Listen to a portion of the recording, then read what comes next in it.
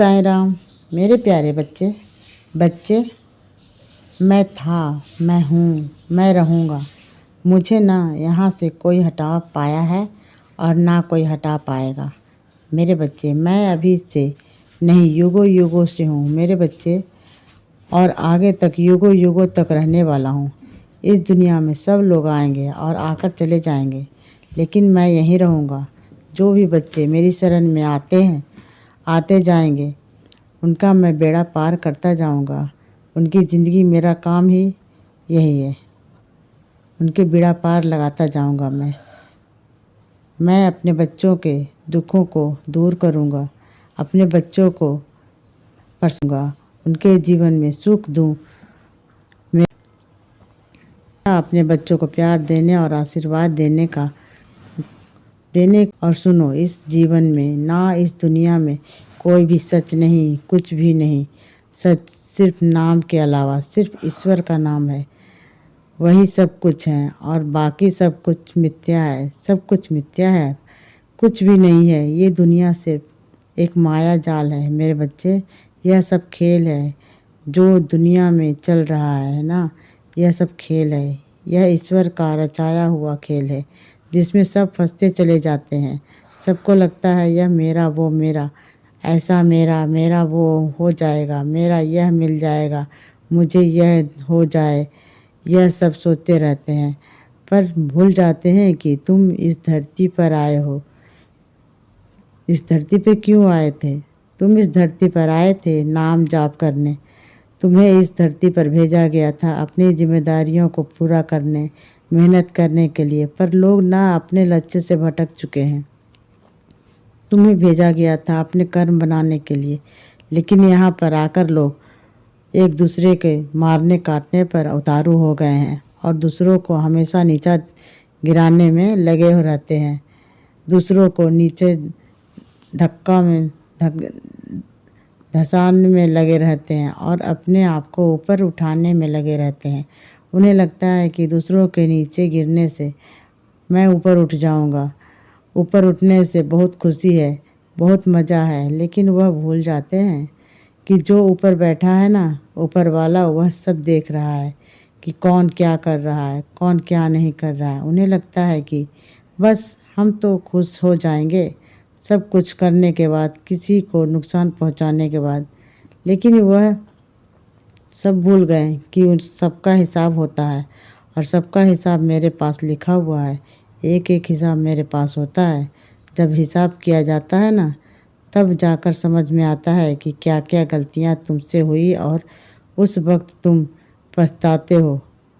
लेकिन उस वक्त ना पछताने का कोई मतलब नहीं होता। और सुनो, ज़बरदस्ती किसी को तुम यह मत जता दो बार बार कि वह तो तुम्हें नहीं बुला रहा था, तुम्हें नज़रअंदाज कर रहा था।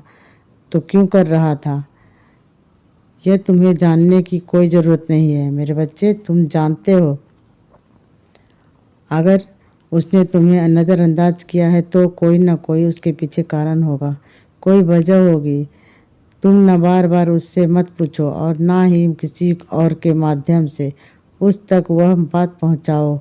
क्यों उसने तुम्हें नज़रअंदाज क्यों किया, क्यों नहीं किया, तुम्हें जानना कोई आवश्यकता ही नहीं है। देखो, इस दुनिया में मैंने तुम्हें बहुत सारे काम दिए हैं, बहुत सारे काम, और तुम्हें मैंने व्यस्त भी रखा है। तुम क्यों एक जगह पर अटक जाते हो? तुम्हारी सुई जो है ना, वह एक ही जगह पर अटक जाती है। देखो, चीज़ों को ना थोड़ा बाहर निकल कर सोचने की कोशिश करो। अपनी बोझ को थोड़ा बढ़ाओ। एक जगह से सीमित मत करो कि एक ही जगह पर अटकी हुई तुम्हारी सोच ऐसा नहीं होनी चाहिए। तुम्हारी सोच आगे से आगे बढ़नी चाहिए। अगर बढ़ेगी ना तो तुम इस जगह पर थम जाओगे, रुक जाओगे। पर मैं नहीं चाहता कि तुम इस जगह पर रुक जाओ, थम जाओ। मैं चाहता हूँ कि तुम आगे बढ़ते जाओ। अगर किसी ने तुम्हें नहीं पूछा तो क्या हुआ, आगे चलकर बहुत सारे लोग ऐसे मिलेंगे जो तुम्हारे पूछ करेंगे, जो तुम्हें पूछेंगे। चिंता मत करो। और सुनो, जहाँ तुम जाना चाहते हो ना, मुझे पता है, लेकिन ना घर का अकेला छोड़कर खाली छोड़कर ताला लगाकर मत जाना, क्योंकि तुम्हारे पीछे से अगर कोई भी घटना घटित हो गई ना तो सारा इल्ज़ाम तुझ पर ही आ जाएगा। और वैसे भी सारे घर वाले तुम्हारे पीछे ही पड़े रहते हैं। तो जाना मत, अकेला घर छोड़ कर के जाना मत। जिसकी जिम्मेदारी पर है, जब तक वह वापस ना आए तब तक कहीं जाना मत। बच्चे, थोड़ा सोच समझकर कदम को उठाया करो। किसी के कहने पर मत किया करो, क्योंकि तुम्हारे घर में कि तुम्हें पता है, किसी और को नहीं। इस बात का ध्यान रखना। और रही बात आने की तुम्हारी, तो मैं तुम्हें बुला लूँगा। कैसे ना कैसे करके तुम आ जाओगे, और वह कैसे आओगे वह मैं तुम्हें उसी दिन बताऊंगा जिस दिन तुम आओगे, ठीक है ना। और सुनो, जो चीज़ बर्दाश्त के बाहर निकल जाए ना, तुम्हें तुम्हारे की तुमसे बर्दाश्त ना हो रहा है, वह चीज़ें बहुत दर्दनाक हो जाए तुम्हारे लिए, तुम सहन ना कर पाओ, तो उस वक्त कह देना मेरे पास आकर कि बाबा अब मुझसे बर्दाश्त नहीं हो रहा, अब मेरे दर्द की सीमा नहीं हो रही। उस दिन ना मैं तुम्हारे सारे दर्द को ऐसे ख़त्म करूँगा, ऐसे कर दूँगा ना, जड़ से ही ख़त्म कर दूँगा। जो दर्द देने वाला है ना, उसे मैं तुम्हारे कोसों कोसों दूर कर दूँगा। तुम देखना बस। और सुनो, हाल ही में पता है ना क्या हुआ था? तुम अपने पैसे कहीं रखकर भूल गए थे, तुम्हारा बटुआ कहीं भूल गया था।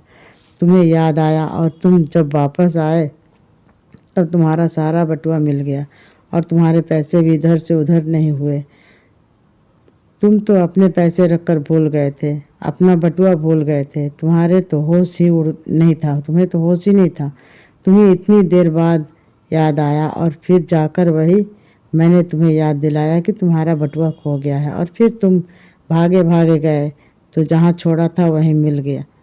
वहाँ पर वैसे बहुत सारे लोग थे, बहुत सारे लोगों की नज़र भी गई वहाँ पर, लेकिन किसी की नीयत को मैंने बदलने नहीं दिया। किसी की भी नीयत को मैं कोई भी तुम्हारे बटुए तक नहीं पहुँच पाया। किसी की नज़र ऐसी गंदी नहीं कि वह तुम्हारे उस बटुए को ले ले, क्योंकि ना मैं जानता हूँ उसमें जो पैसे थे ना मेरे बच्चे, वह तुम्हारे बहुत मेहनत के हैं। तुम किस किस तरीके से मेहनत करते हो, पूरा पूरा दिन दिन रात मेहनत करते हो, तब जाकर वह पैसे तुम कमा पाते हो।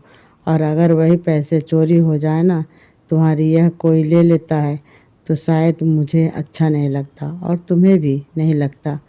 और तुम्हें तो पता नहीं क्या तुम तो पता नहीं क्या करते। तुम तो शायद खाना भी नहीं खाते, खाना भी खाना छोड़ देते। इस वजह से मैं ना तुम्हारे बटुए की रक्षा करनी पड़ी। और आगे से ध्यान रखना, ठीक है ना। अब तो मैंने बचा लिया, लेकिन आगे से ध्यान रखना, जब भी कहीं जाते हो तो अपने बटुए को या तो अपने पास रखा करो या फिर किसी सुरक्षित जगह पर रख दिया करो, ठीक है ना। और सुनो, मुझे पता है कि तुम्हें ठंड लग गई है मेरे बच्चे, तुम्हें ठंड झपट गई है, क्योंकि तुम बिल्कुल नहीं मानते हो ठंडे ठंडे पानी से काम करना, नंगे पाँव घूमना। तुम बिल्कुल भी अपना ध्यान नहीं देते हो, बस यह सोचते हो कि जल्दी जल्दी बस सारे काम ख़त्म हो जाए और आराम से फिर अपने दूसरे काम पर कर सको। तुम्हारा एक काम ख़त्म नहीं होता तो दूसरा काम आ जाता है। देखो सुनो मेरी बात, यह काम तो ज़िंदगी में कभी ख़त्म ही नहीं होंगे, पर घर पर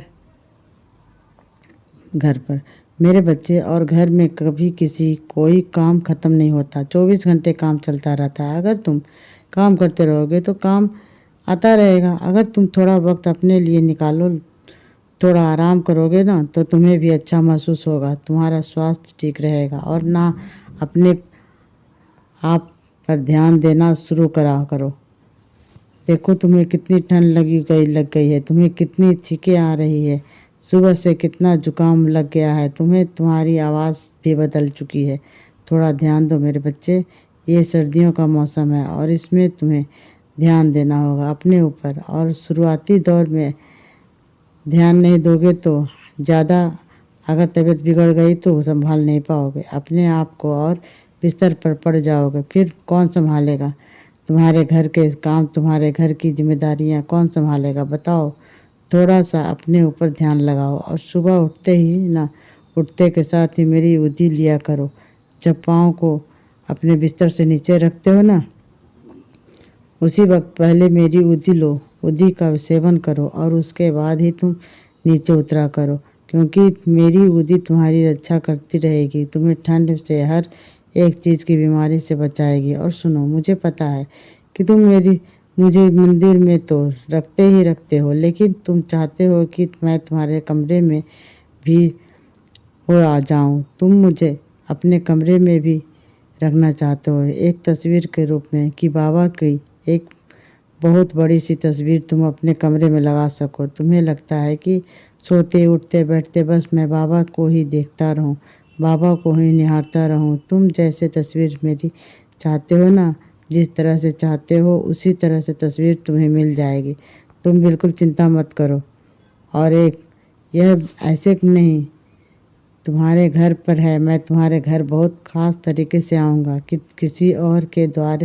किसी और माध्यम से हो सकता है कि मैं तुम्हारे घर पर किसी तोहफे के रूप में आऊँ, लेकिन आऊँगा तो किसी ख़ास तरीके से और किसी ख़ास अवसर पर मेरे बच्चे, जिससे तुम्हें भी मेरे होने का एहसास हो जाए, कि तुमने बाबा से कहा कि बाबा आना मेरे घर पर, मेरे कमरे में विराजित हो जाओ। तो तुम्हारा बाबा ऐसे ही थोड़ी ना आएगा तुम्हारे पास, बिल्कुल देखना किसी खास मौके पर आऊँगा।